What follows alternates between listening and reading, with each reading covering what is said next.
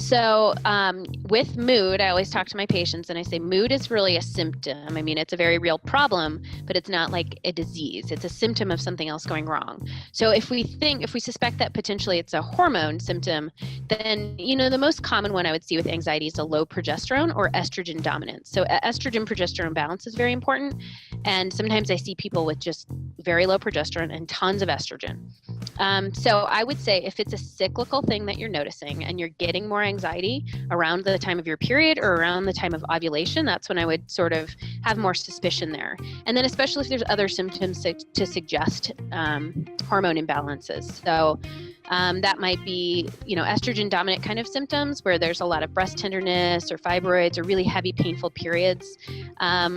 And then it could also be sort of low progesterone symptoms, which could be weight gain and anxiety and fatigue, trouble sleeping as well.